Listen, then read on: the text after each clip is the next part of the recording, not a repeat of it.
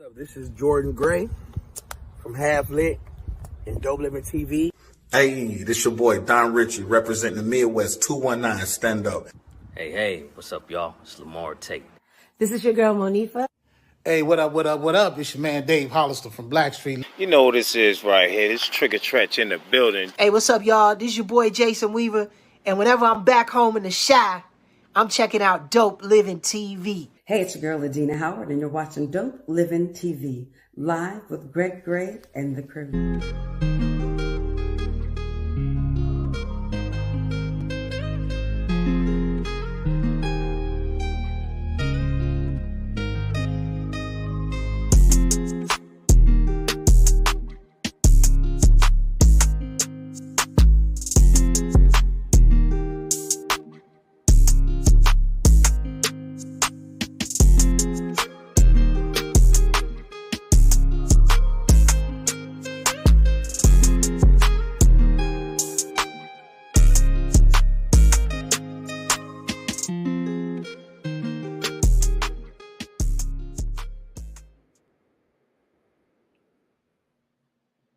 Alright, what's up? It's your boy Greg Gray. This is Dope Living TV Live.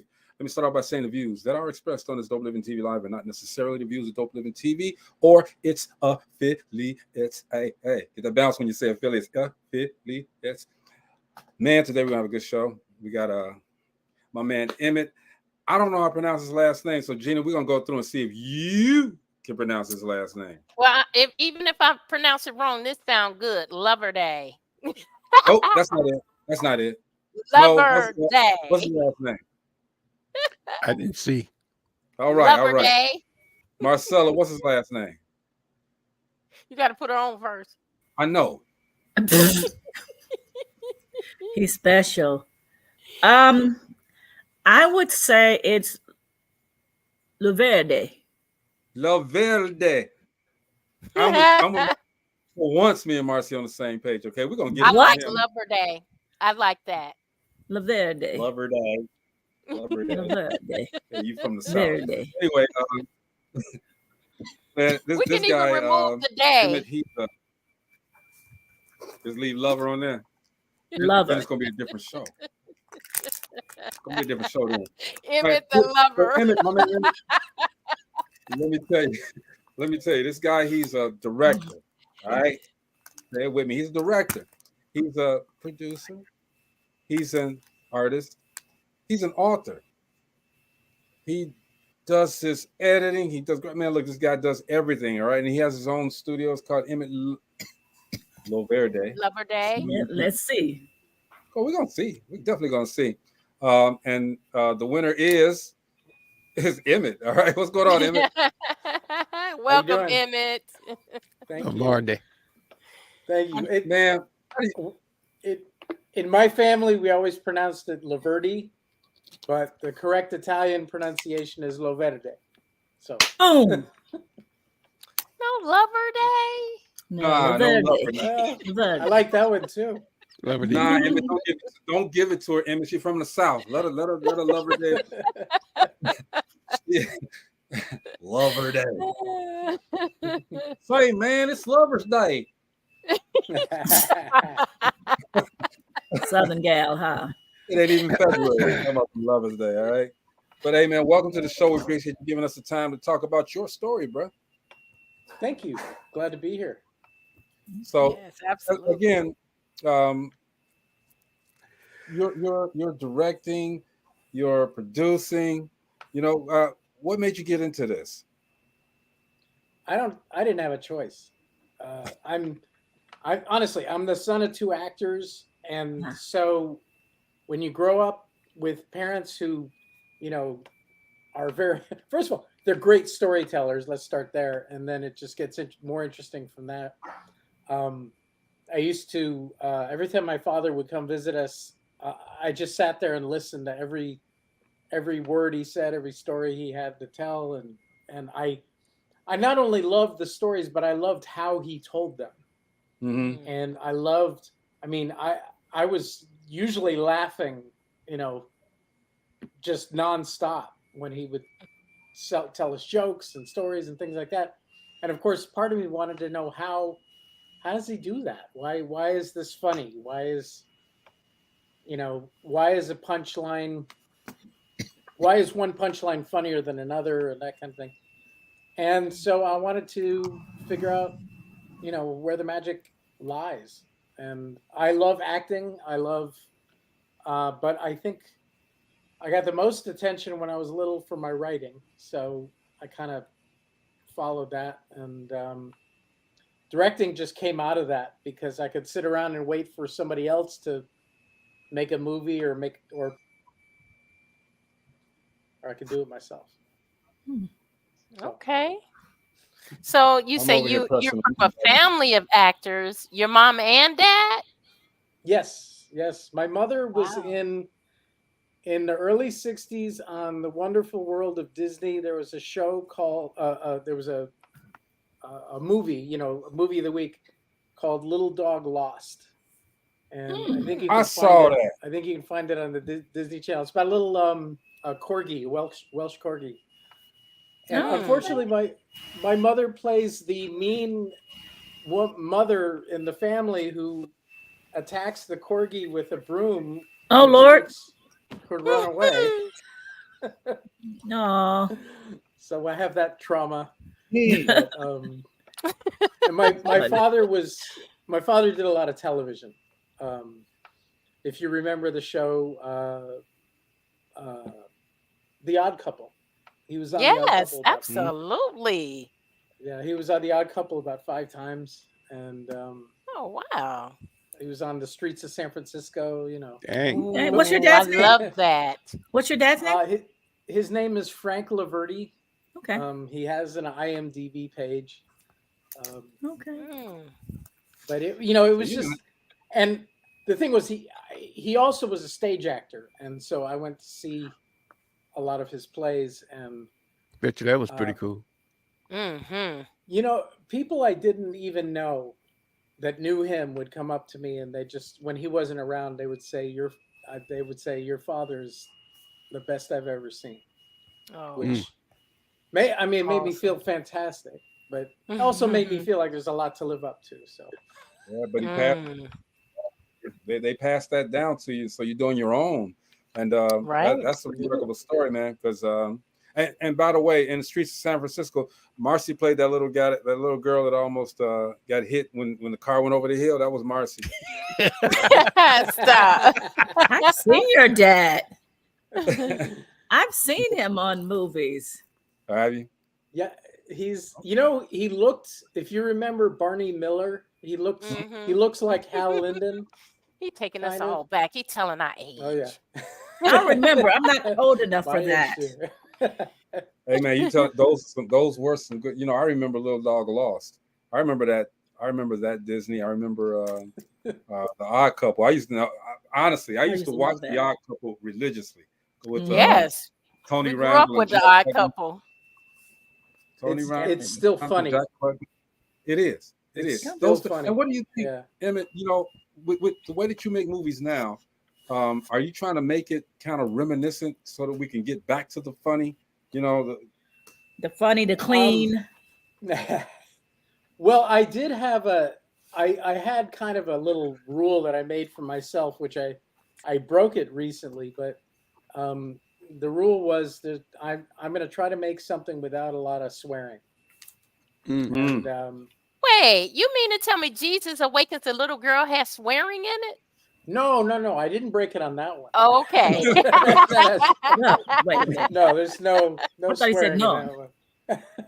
No, it was what I'm working on right now is a thriller, and it's a little more violent, a little more so there's a little swearing in it, but I really have tried to keep that out of my work when I can, just to make it easier to share with your family and that kind of thing. So you're trying to do more more family oriented films, then, That's right? refreshing. Well, first of all, I love kids. I love working. I'm a former teacher. I used to be a school teacher, and that's good. That's good. I'm glad you have children in mind.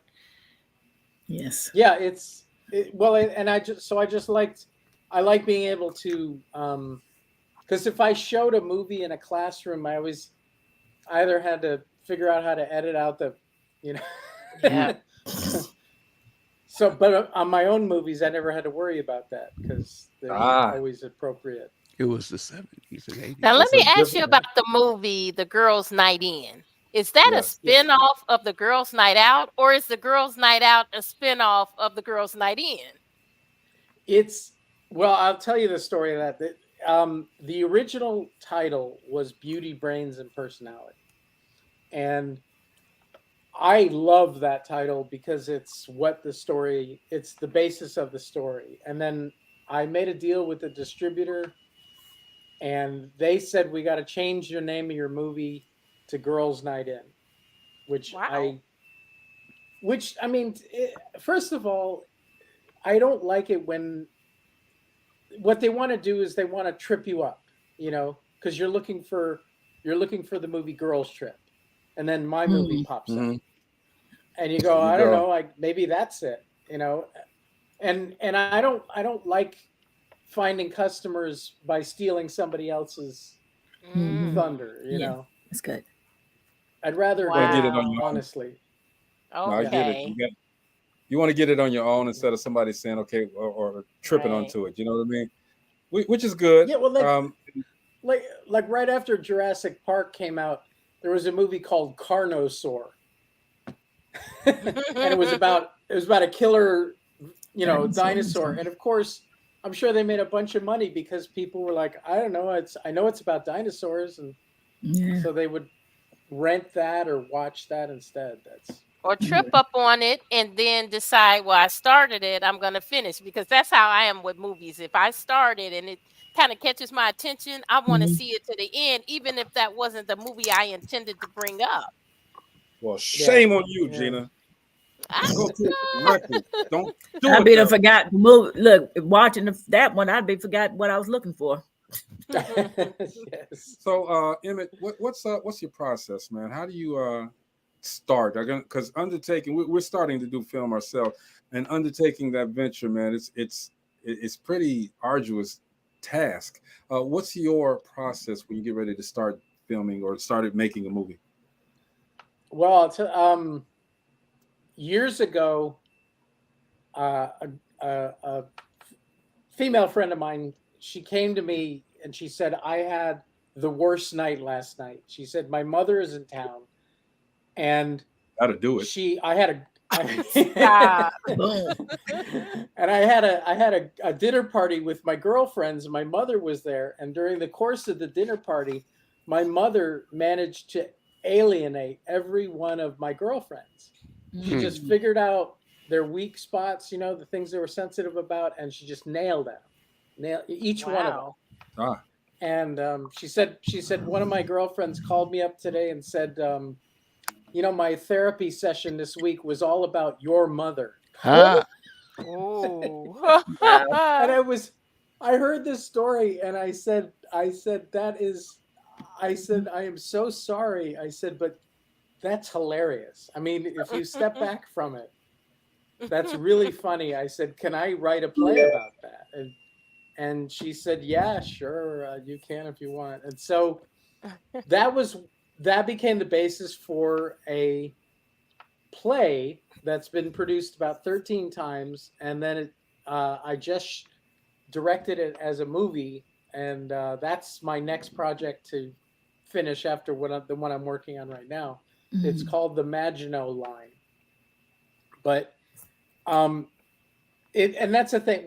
This is my long answer to your question, which is I steal from life. I steal from my life. I steal from other people's. I ask permission, you know, but I say, why did that bother you? Or why was that, you know, Girls' Night In is based on an argument that 3 female friends of mine had among each other. Okay. Hello. Who is it? It's someone that wants you guys to write a new film for them. No, we ain't doing that. That's a pretty, you know, and you make it sound easy, Emmett. All right, He and does. it's not that easy as far as when we first started. So, Not at all. what was your very first film? My very first, well, I made one going back to high school. Wow. And that was, I just got a hold of a movie camera, and because I'd always loved still photography. So I ran around town with a movie camera and just started shooting images. And then I put together this montage of images and set it to music. And this was I had to shoot on Super 8, so I couldn't use yes. yeah, Wow.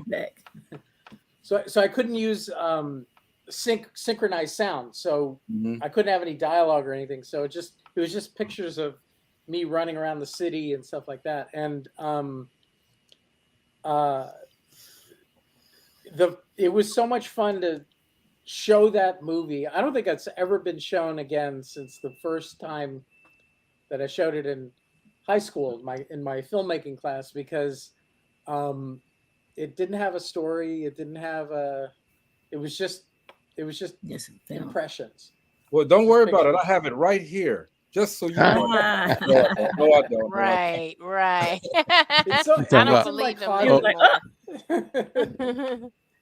Well, I think it must be disintegrating, because I don't want to tell you how many years ago that was, but that was a long time ago. But that's good. But then go ahead. Well, no, but when I started wanting to be a filmmaker, this was the 80s, and the journey was very hard because we were shooting you had to shoot on film, or you had to shoot on video that nobody wanted. It just didn't look good. Right. And so all through most of the 90s, I was dying to be a filmmaker, but I wasn't. My scripts weren't getting a lot of attention. So I started writing plays, because I could write a play, and I knew enough actors that I could put it on a stage and get the satisfaction of having it performed. And then the late 90s, when they started lowering the price of, like where you could edit on your computer and make things just a lot easier to make movies, I had a bunch of stage plays that I thought might make good movies. And so the first couple of things I did, I just adapted my plays. And of course, that leads to a complaint that a lot of people have had about my movies, which is they're very talky and they're very stagey. And that's because they were plays. But isn't that a movie anyway? Yeah, I think so. I mean, I actually have a degree in theater. In college, I studied theater, and I love theater. The thing about the theater for me is that the theater is a moment in time, and that moment happens there in the theater, and it happens between the audience and you, and that moment is never going to happen again. And even if you record it, have you ever tried to get anybody to sit down and watch your videotape of a play? It's just no, because it doesn't work. It's not the same as sitting in the theater. And I love the magic of theater, but film is permanent, and I love the fact that I can watch a film that was made 100 years ago or 50 years ago and have the same, have a similar feeling that the audience had when it first came out, was shown. So you mentioned immortality. Distributing your films and this and that, and I see that your movie Girls, is the Girls Night In, or it's the other one? He's Out of His Mind, I think it's called. And that's on Tubi. Yes. What do you think about the different genres of movies that are out there? You got the Tubi stretches the rubber band really tight. Okay. Yes. What do you think about those type of movies, and you know, what would you classify your movies as? A lot of my movies are romantic comedies or straight comedies, you know, like just buddy. And Girls Night In, that's a female buddy comedy. Yeah. The movie I'm working on now is a thriller, and it's called Without a Name. That's the name, Without a Name. And and it's I like watching all different kinds of things, even in one night. You know, I'll watch a comedy and then I'll say, okay, now I need something scary or something like that. If I had to watch the same, you know, thing, the same genre, one right after another, like my girlfriend and I were trying to binge a show called not Josie, was it Daisy Jones and the Six on Amazon.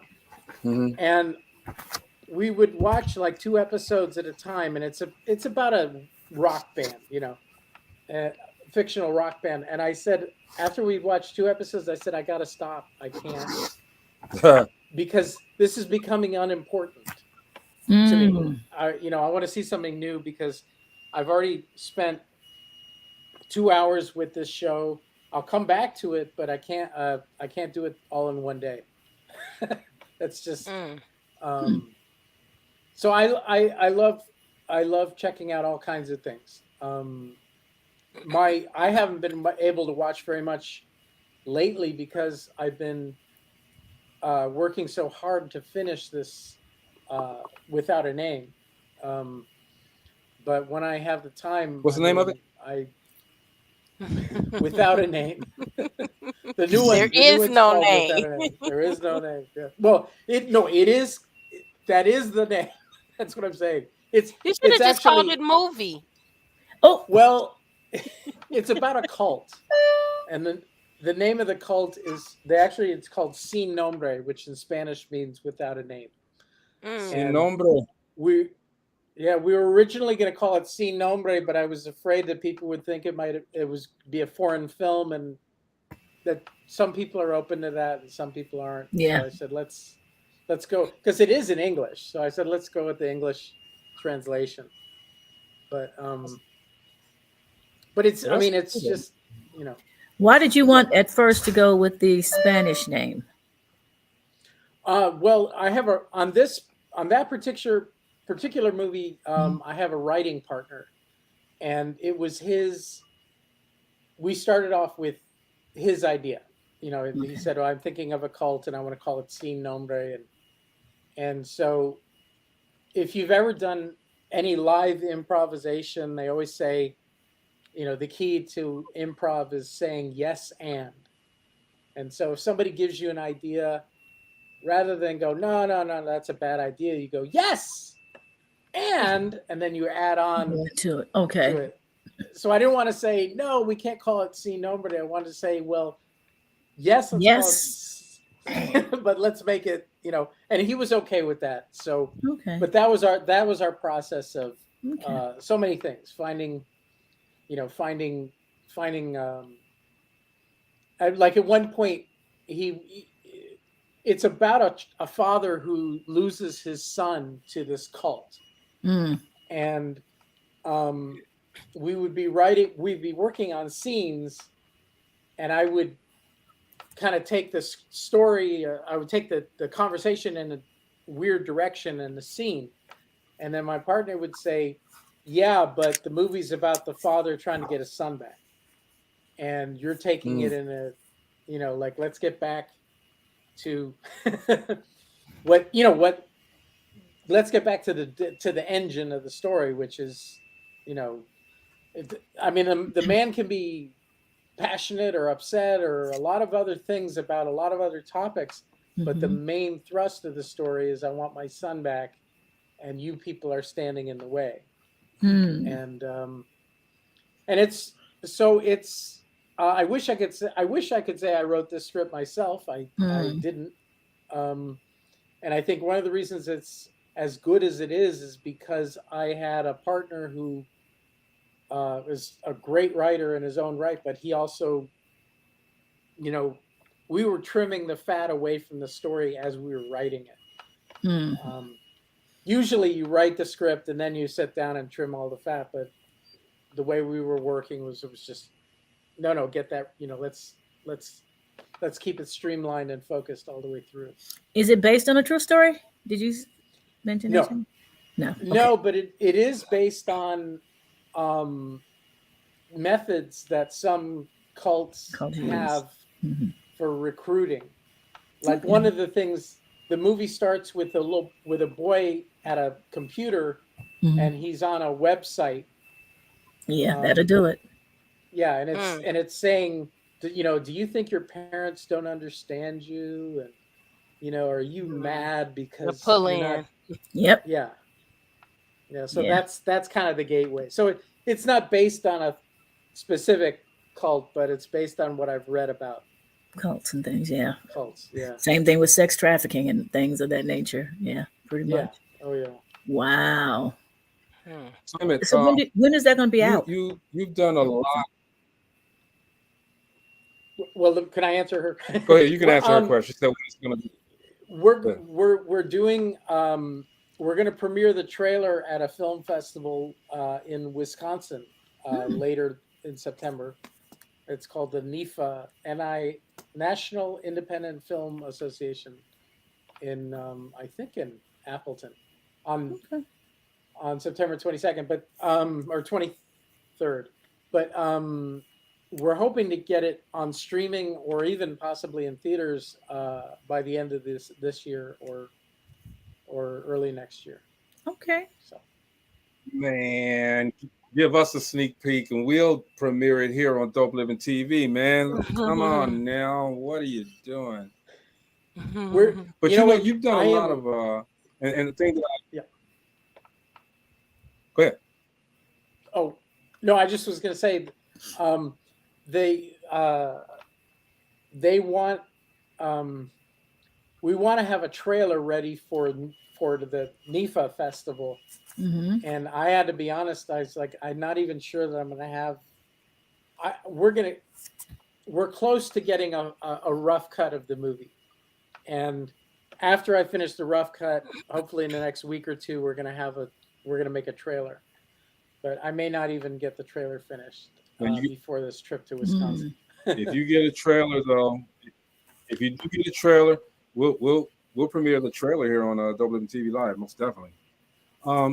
You've done a lot of plays too. Okay, I was looking at you got A Timely Maneuver, Good Business Sense, Imagine No Life. You got a lot of plays, and then as I go down the list, your movies, Speed Dating, you got Curtains, you got Cranky Call, Snacking, A Timely Maneuver, The Truth About Me, Jesus Awakens the Little Girl, Free Advice, Good Business Sense, Santa's Letters, and then the newer ones, the more up to date ones, She's Out of His Mind, Girls Again. You're consistent. What's your reason for spreading it like that, and tell everybody why you stay consistent? Well, the first thing, I'm very proud of this. The first thing you'll find that's consistent in my work is I work with a lot of the same actors. You'll see the same actors. I was going to say that. Now, before you say, wait a minute. Because we speak with a lot of Tubi creators, directors, and producers, filmmakers. And they share the same actors are in some of the same movies, but we look at it and we see that it's different. The movie's different, so we don't typecast those actors. Right. They're not the same actor. And you're doing the same thing.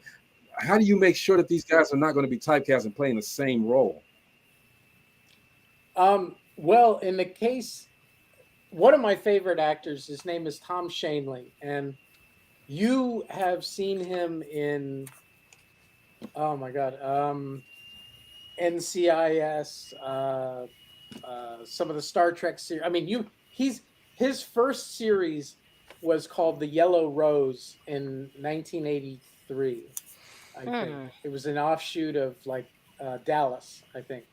Okay. And he's been working consistently, and he always plays villains, or he often plays villains, but he's incredibly funny. And he told me that he once told me, he said, "I do your movies because you let me be funny, and nobody hires me to be funny," which I think is ridiculous, because this man is, you know, he's got the timing of a, well, I don't know, you know, he's brilliant. And but I think that that's one of the reasons why some actors have been working with me, is because I let them do something that they're not normally asked to do. For example, the woman who stars in the Maginot Line, which is not out yet, but that's next. Her name is Mara Marini, and Mara had a guest spot on Parks and Recreation for a while. She played a porn star called Brandy Max. That was the name of her character. She was on Blackish for a while. And anyway, she's absolutely hysterical, but she's also really pretty. And she does a lot of pretty girl Barbie doll things. And the Maginot Line does not ask her to do that. In fact, at one point in the movie, she has an argument with another character about how the other character is always showing off how cute she is.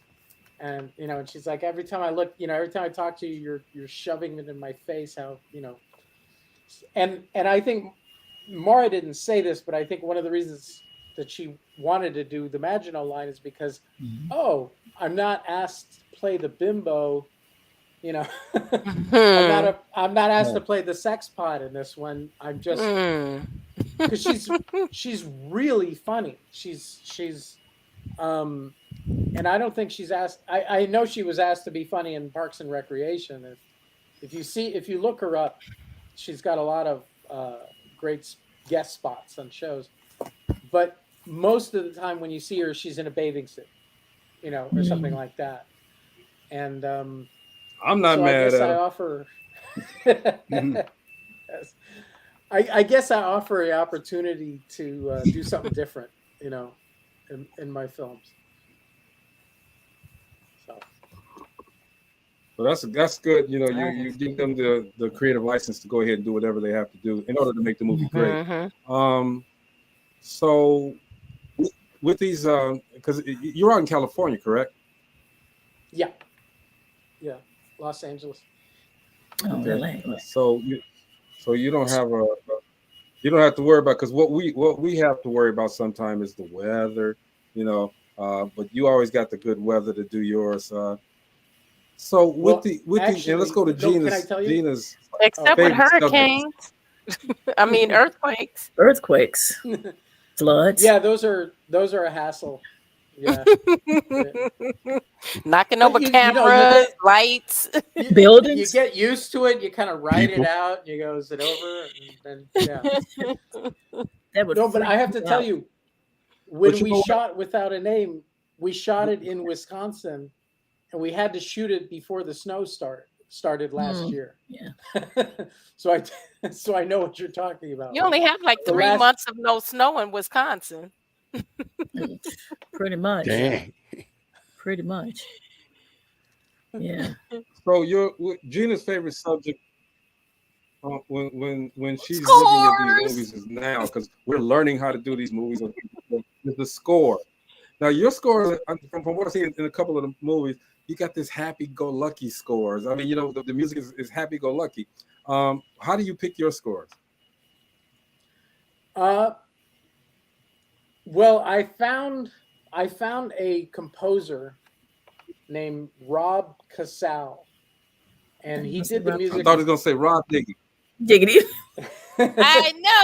I was like, we know him. Not Rob This is a Casal. small world. He's that's CASAL, and he he did the music for a short film of mine, and I loved it so much that when it came time to do this feature, I went back to him, and I loved what he did for the feature film, and so I'm going to ask him to do a couple more. And I will say that it's really hard to, because it's like when you have the money, you can hire, John Williams, and then John Williams goes off, writes a score for you, and then he hands it to you, and you go, thanks, John, but we're going to go with this other guy, which is insane, but if you've got the money, you can do that. At my level, you can't do that. So if I'm going to ask somebody, to do music for me, and I'm going to pay them, I don't have the money to go to somebody else if I don't like what they give me. So I'm very, I think I'm very lucky having found Rob, frankly, because I've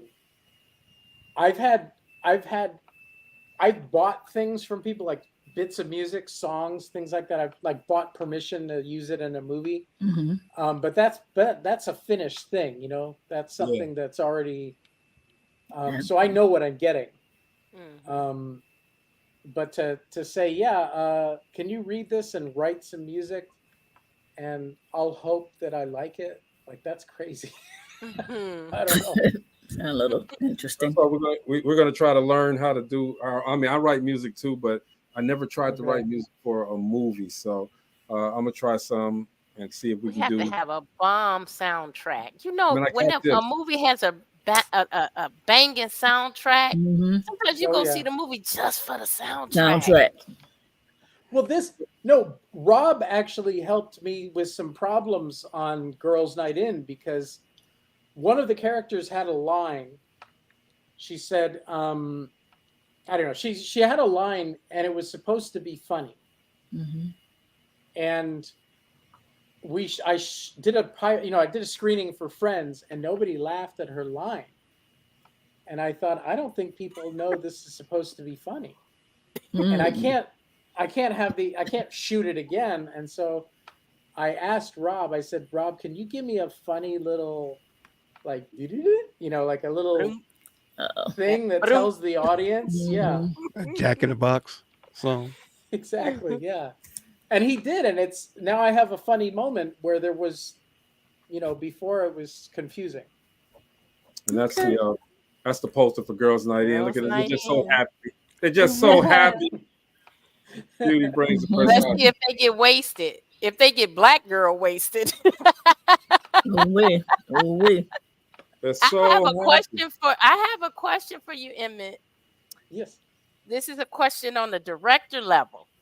When you're directing a film, do you pay attention to the small details? For example, would you change something if you're filming a couple in a restaurant? She storms out, she picks up a cup and storms out, and then the next scene as she's going out the door, there's no cup. Would you redo that scene? If you have the time on the spot, I would do that. If you don't have the time, all right, look.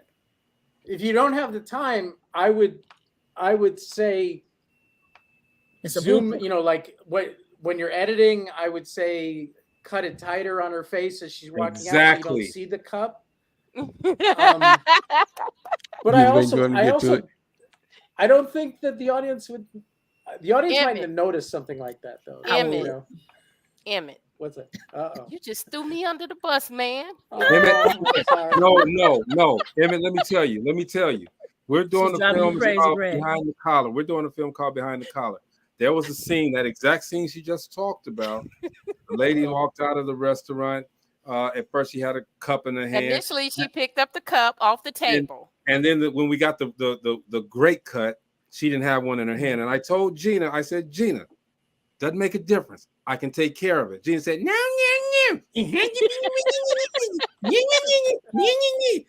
did you reshoot it, Greg? Did you end up reshooting? To shut her up, yeah. I just Get the damn cup. No, you could also add the sound like right after she walks out the door. You could add the sound of cup someone dropping. a glass. Thank you. I'm trying to tell her we can add things to offset that. You know what I mean? Anything Okay. as opposed to calling. This is doing her it over. first film. Get off my sister. She's learning. It's a gotta learning listen, no. experience. I know what But I'm now doing. I'm learning from the professional pro. here. Yes. I'm a professional. I just think Yeah, but you're my brother. You're You my don't brother. You the Rudy Poo. Don't nobody care. Well, look, You're the brother. You know what? I'm gonna tell you what. I'll tell you what. But you know, yes, Emmett is the professional, and let's check out some of the professionals' work. All right. Okay. Yes, let's do this. Yeah, let's do it. I hope he got a cup in the scene. All right. I mean, Emmett, you don't know I had a problem all day. Anyway, look, this is the trailer for one of Emmett Loverde's movie. This is She's Out of His Mind. All right, check the trailer out. It's streaming on Tubi and Hoopla. Let's take a look at it. Actually, Hoopla pays me better. Ah. I'm just saying. Watch it on Hoopla. If you have the choice. I know this guy who's got a thing for this girl. You're like a dead fish. I can't help it. But he never did anything about it. We never even kissed. What's the big freaking deal? And now she's getting married. 2, 3. He's also got a thing for this other girl. I know you love me. But he totally blew it with her. If that's what it takes. Oh my God. He might still have a thing for this other girl, but the timing is all wrong. So this weekend, he's in Las Vegas. This is Vegas, baby. Take a gamble. Getting abused by pretty girls. You're a real pain in the ass.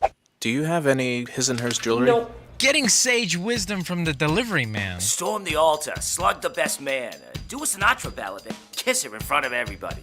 She'll eat it up. You would do that? Me? No. But you should. Maybe you know this guy. It seems to me like all your actions are geared toward getting me to give you what you want me to give you, which I don't want to give you, but you want me to want to. Was that English? Better than he knows himself. Do not vomit on me.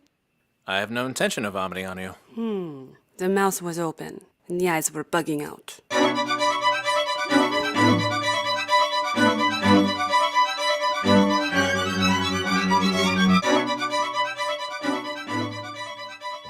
Your imaginary friend is here on the flight?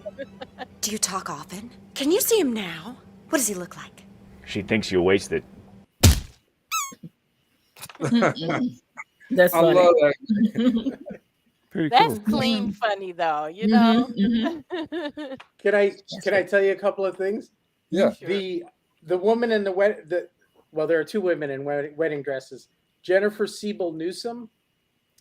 She is the wife of Gavin Newsom, the governor of California. Oh, really? Wow. Yeah, You in trouble. Wow, I didn't know she acts. You in trouble. She doesn't do it too much, but I thought she was very good in our film. So. That's interesting. It just seemed like it was more fun. You know, it just seemed like it's more refreshing. You know, there's a lot of movies. Shout out to Bobby and Renee Peoples, fantastic directed producers. You know, and it just seemed like that just had. It was a feel-good movie. You know what I mean? Yeah. Out of his mind. And I think we need a lot more of those as well. You know, I think if we just change up and just saturate our viewing pleasure with a lot of different type of movies, we'd be a lot better. And you're doing that, Emmett. You're giving us, because that's what I was talking about with the score, Gina. Did you hear the score? It just made you want to just sit up straight in your chair. Just happy. I thought Mo, you froze. I thought you froze up, Mo. He fell asleep. No, he's still on that Virgo tip. He's still on that birthday. Right, he is. He's right. I got a question. Yeah. Yes, so, you know, you get a script from a book. What's the average size, like, pages of book, you know, that makes a good script? You know what book made a fantastic script, and it was the perfect size to be made into a movie. Stephen King wrote a very short novel called The Mist. Mm-hmm. It was. I It love was, all of Stephen King movies. and I've and seen I them all. and I read that story when I was in high school, and I just remember thinking, this is exactly how long a movie script should be. This, you know, this is, I don't know, it was 80,000 words or something like that, but it was it was a beautiful adaptation of that story. They changed things and, you know, that kind of thing, but basically it's not like I didn't sit there watching the movie going, oh, they left out the best part, or it's like, no, it's everything that was worth putting in the movie is in there. That's the reason why I asked it, if there's an industry standard for something like that, you know, saying, hey, you know, the premise is good, you know, the title's, you know, a really strong title. And if what people are thinking about, you know, from the title is in this book, it'll be a good book, you know. Yeah, it will. And also, you can expect 1 page of screenplay to equal about 1 minute of screen time. So if you've got a 100-page script, you're probably going to have a 1 hour and 40-minute movie. Wow. That's there's always exceptions, but, you know, it's a way to. Oh, that's interesting. It's a way to give you an idea, like, well, how long is this thing going to be? It's, you know. Gina, how long was it? How many of them takes y'all do? Click. Yeah, I hate. Emmett, don't you hate? Take 28. Don't you dislike when you have to? It's a simple. I hope Jeff listening. I hope, man. When you got to do scene 10, take 22. All because, 22 takes. Perfectionist.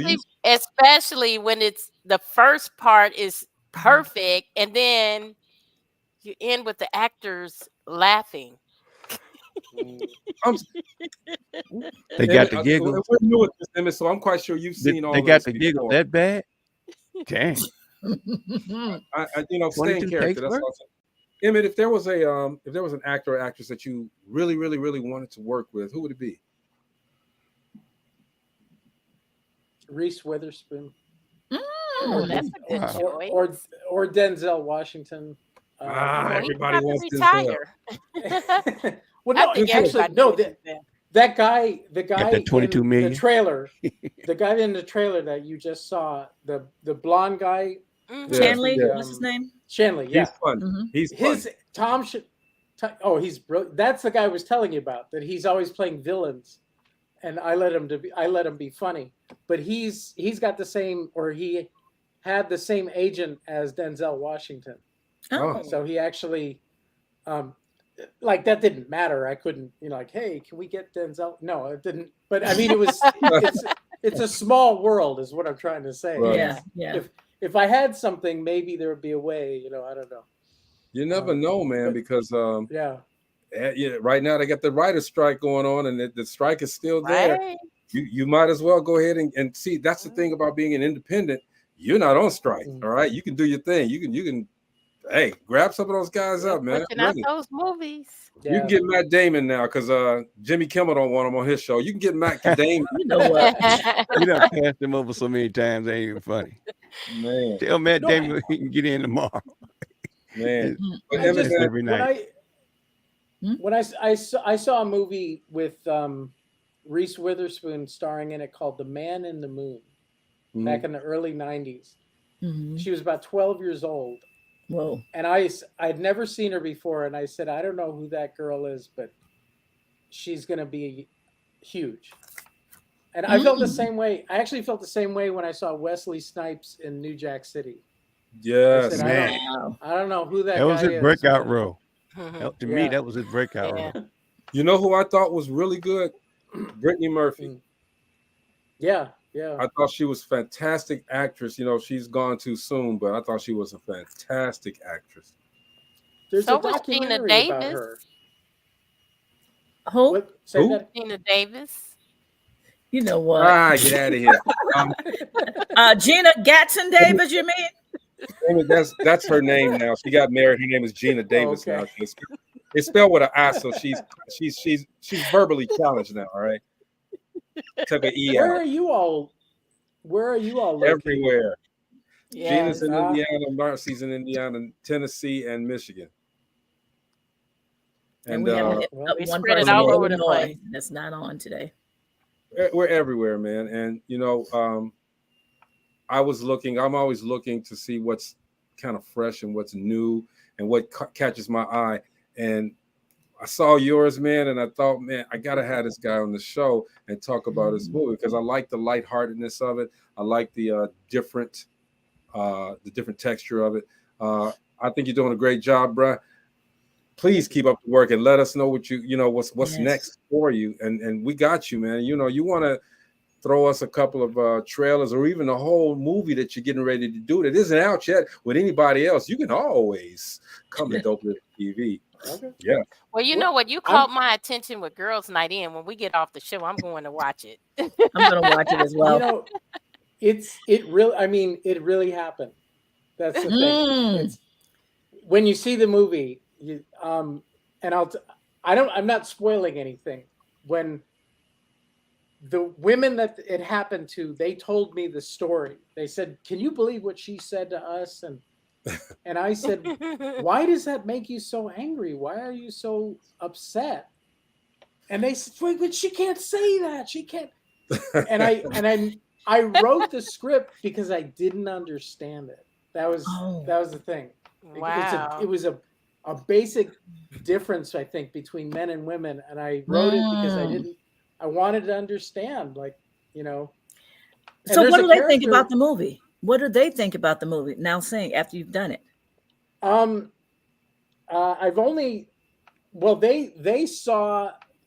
They saw the play version, and they thought it was funny. It's funny. The three women have all moved way beyond, because this incident happened 20 years ago. So they're, one of them has, husband and kids, and another has a really fabulous career, and I don't know where the third one is, but they're so I think it's more of a snapshot of the past. But I wrote the movie because I wanted to understand, Okay. It's actually it's kind of about my journey, rather than, which is weird Your because experience. I'm not in it, and anyway, I'm sorry to. Trying to get some I hope you understanding. enjoy it though. I hope you. We're enjoy going to the make film. sure we're enjoying it. And we want everybody out there. What's up? Shout out to Mr. Fluent out there. He's Fluent Radio. Appreciate you tuning in, bro. Everybody go to whatever streaming process that he's on, okay? Streaming platform, I should say. But this particular movie is on Tubi. Go check out the movie. Girls. Leave a comment. Girls Night In. Leave a comment if you got to. But check out the movie. Support this guy. He's got other movies coming on. Go to his website because he's the owner of Emmett Loverde Sound and no, he's the principal. The principal. Yeah, I don't have anyone under me, so I don't have anyone to be president of. Man, he is the main guy. Is this his profile? He works at a school, but then I think Hey, Emmett, I'm the comedian. She just tried to throw some stuff in, so laugh for her. Just laugh for her. Please laugh for her. Don't hate. Hey, if there's anything you could tell everybody that's trying to do what you do as we close out, what would it be? I taught a screenwriting class earlier this summer, and one of the students, she said, she's a very good writer, and she said, "How do I know if I'm ready to direct?" And I thought, I don't have a lot of time to answer this question, so I was like, I thought about it for a second. I said, "Do you know what you want?" I said, I mean, moment to moment. Do you know what you want your movie to look like, sound like, feel like? Do you know what you want? And she said, yes. And I said, that's directing. You know. Then I'm doing it right. Oh Lord, have mercy. Driving him crazy, but doing it right.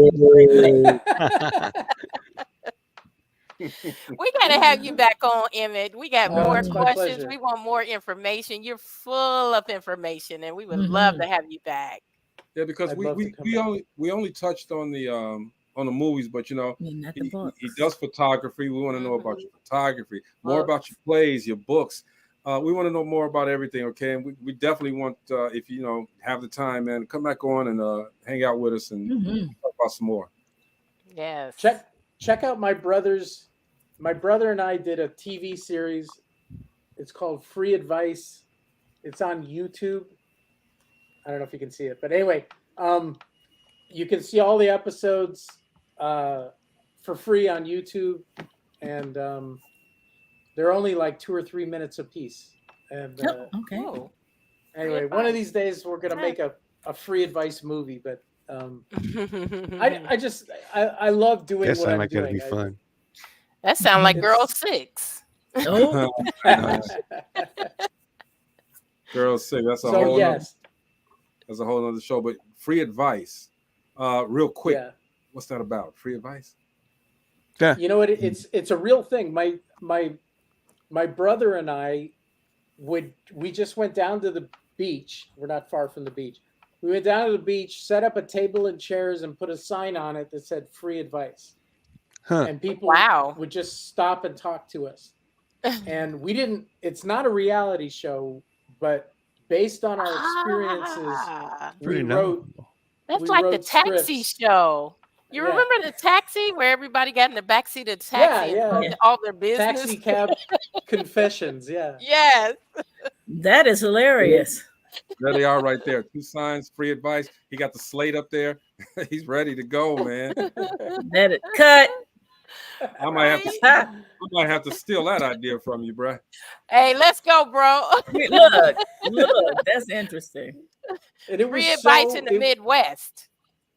Yeah. Anywhere. It was so much fun to talk to these people. They would just sit down, and one lady said, she sat down, she said, "My mother died and I think she was murdered."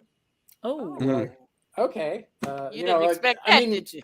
It turns nope. So, it turns never something really, know. really light into something heavy real quick, right? so what advice Yeah. did you give her? Oh, we're running out of time. Yeah, Well, yeah, we I were know just- Marcy, you were starting asking questions. You got to come back. I He didn't had hear to what come he back. said to her. An hour wasn't enough. No, not at all. Emmett, I promise don't- me you coming back, yeah. man. Promise me you coming Absolutely. back. Most I'd definitely, love man. to. We're gonna get out of here, guys. Again, this is Mr. Emmett Loverde. Okay, go check out his movies Loverde. on Tubi, but check him out on the other platforms as well. He's on Amazon. He's got some content on YouTube. Check this man. All you gotta do is put his name up there. It's on. Trust me. Yep. I seen.